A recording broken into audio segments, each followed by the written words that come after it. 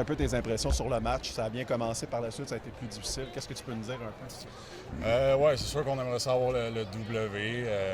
Comme tu as dit, ça a bien commencé. On a eu beaucoup d'opportunités de finir cette game-là quand même assez tôt. Malheureusement, on n'a pas pris ces opportunités-là. Faut arrêter de se tirer dans le pied, malheureusement. Puis c'est ça qui arrive depuis quelques matchs. Mais écoute, on est résilient. On va continuer à se battre. Puis la semaine prochaine, on s'attend à une victoire, puis rien de moins. On a vu que ça a été un petit peu plus long pour le vestiaire. Est-ce que tu vous êtes parlé un petit peu, dit quelques mots? C'est sûr qu'il y a eu une petite discussion. Ça fait quelques victoires, quelques défaites, excuse-moi, back-à-back. C'est sûr que c'est important de se parler, de se regarder dans le miroir, puis de recommencer à travailler lundi, dans le fond, puis juste c'est important que cette défaite-là fasse mal, mais il faut passer assez vite à la prochaine étape qui vit ici la semaine prochaine. Oui, considérant la protection, je ne sais pas pourquoi, mais Evan semblait beaucoup plus à l'aise que Michael Thompson.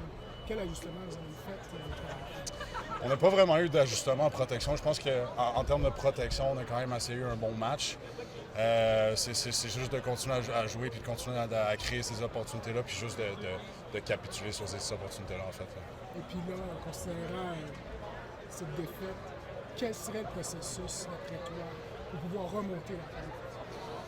Un pied devant l'autre, puis de regarder en avant, puis de ne pas commencer à se pointer du doigt. C'est la pire chose qu'on peut faire. Fait que c'est juste de continuer à avancer, puis continuer à croire l'un en l'autre qu'on peut gagner, parce qu'on peut gagner une Coupe Grey, ça c'est sûr et certain. Fait que c'est juste de mettre un pied devant l'autre, puis de continuer à travailler.